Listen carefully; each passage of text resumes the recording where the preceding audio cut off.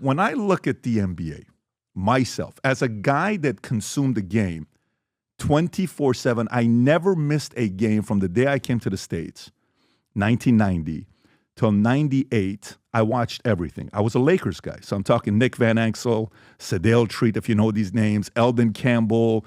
I can give you some lineup of guys we watched that Eddie Jones, Trevor Ariza came a little later, but I go all the way back.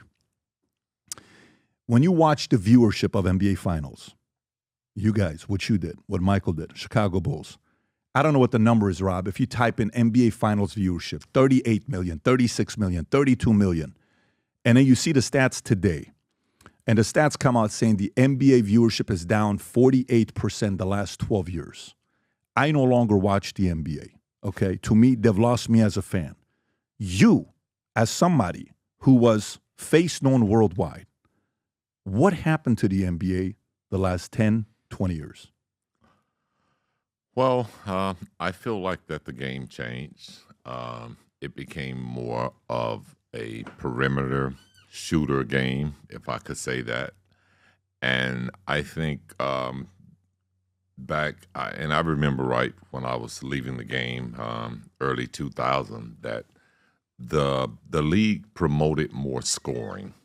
They wanted to get more points up on the board. They felt like that would get the fans more engaged. Tail end of your career. Yes. Okay, I got it. So it at that point, to me, it started looking more like a game built for offensive players, guys that did play defense and took pride in playing defense, were to some degree punished, I felt like, because everything was working in favor of the offensive player. And then they put the circle in there where a guy is not allowed to take a charge at certain points in the lane, at a certain position in the lane. So I think with a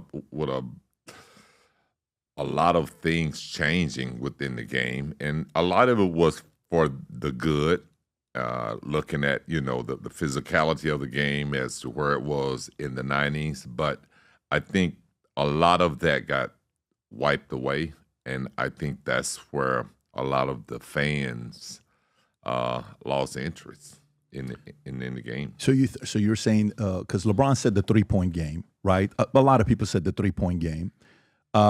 You're saying the defense. Rob, I just pulled this up, which is a very interesting stat, by the way, based on what you're saying.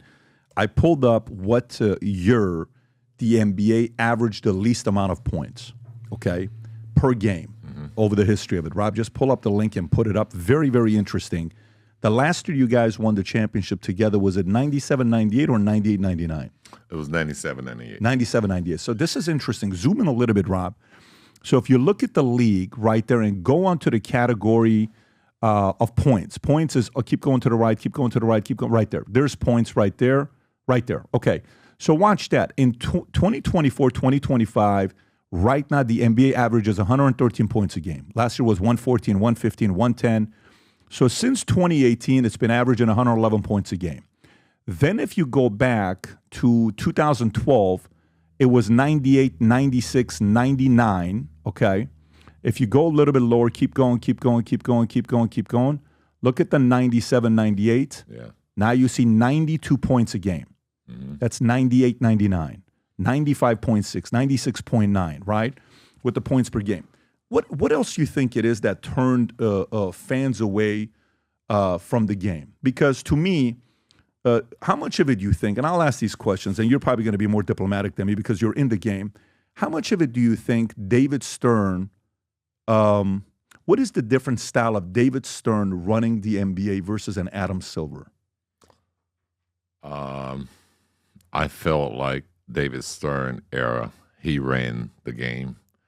I think Adam Silver's era, he's more or less allowing the players to have some input in terms of how the rules of the game are changing. Is that a good thing or a bad thing?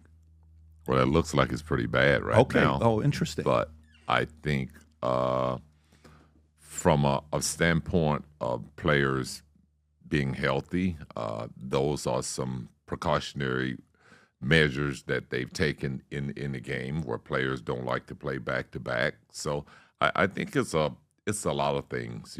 I definitely feel like the 3-point shot has turned fans away from the game because it's just no teamwork in shooting a 3-point shot.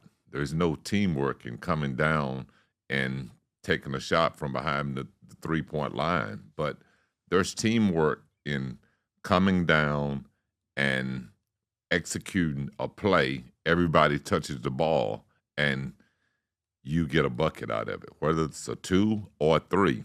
But it's something that drew people to love the game, to love certain teams that played a certain way.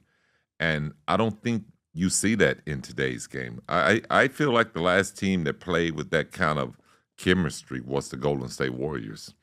They had sort of a team chemistry where they moved the ball, but it was about a lot of jump shooting, a lot of 3-point shooters, but they had the greatest shooters in the history of the game, and they had the greatest shooters in the game at that time. So it was a great sight to really see a great team executing, playing together, and shooting the 3-point shot. Well, in today's game, as we watch it, we don't see that great team chemistry of a team that has been doing this and have longevity of success. So it makes it hard for you to lock in and like what you're seeing. Yeah, it's funny. A few years ago, the NBA All-Star, probably 5-6 years ago, I don't know if you remember, Giannis had the team, LeBron had the team. In the fourth quarter, they were playing up to 157. Whoever hit 157 would win. I saw defense I hadn't seen since your era. It was amazing. Yeah. Even Kobe would play the defense in All-Star games. So you would see that element. Himself, McGrady, some of these guys would play. But in that moment, I'm sitting there thinking to myself as a fan, I'm like, why am I liking this? This is freaking amazing. So defense was very attractive to me because it's a fight, right? It's a fight that the other side is putting up. Nowadays, more than ever, the brand you wear reflects and represents who you are. So for us, if you wear a Future Looks Bright hat or a Valuetainment gear, you're telling the world, I'm optimistic. I'm excited about what's going to be happening, but you're a free thinker. You question things. You like debate. And by the way, last year, 120,000 people got a piece of Future Looks Bright gear with Valuetainment. We have so many new things. The cufflinks are here. New Future Looks Bright. This is my favorite, the green one. Just yesterday, somebody placed an order for 100 of these. If you watch the PBD podcast, you got a bunch to choose from. White ones, black ones.